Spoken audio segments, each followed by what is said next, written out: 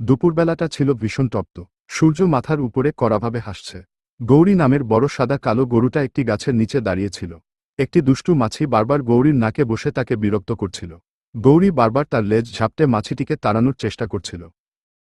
গৌরীর কাছেই ঝোপঝাড়ের আড়ালে কিকি নামের একটি মোটাসোটা ও সাহসী মুরগি ডিম পাড়ার জন্য নিরাপদ জায়গা খুঁজছিল।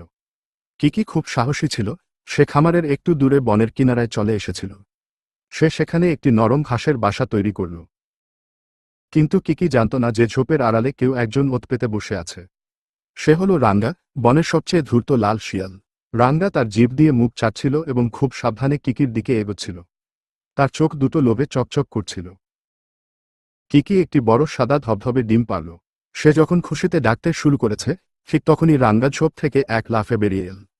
কিকি পালানোর চেষ্টা করল, কিন্তু ধূর্ত রাঙ্গা তাকে ধরে ফেলল। রাঙ্গা দ্রুত কিকিকে নিয়ে তার অন্ধকার গর্তে চলে গেল। হায়, সাহসী কিকি আর ফিরল না।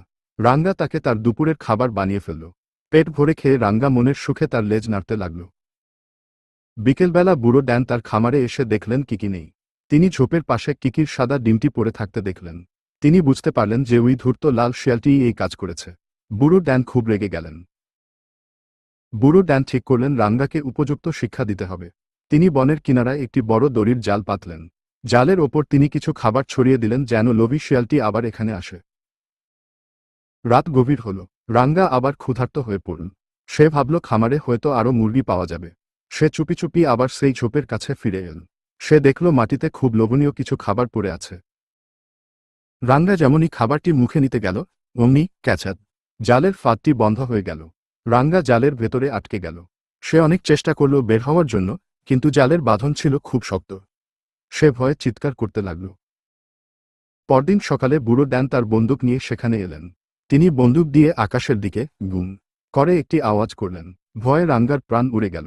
বুড়ো ড্যান তাকে জাল থেকে ছেড়ে দিলেন এবং রাঙ্গা এক দৌড়ে বনের গহীনে পালিয়ে গেল। এরপর থেকে খামারের নতুন মুরগিরা নিরাপদে অনেক অনেক ডিম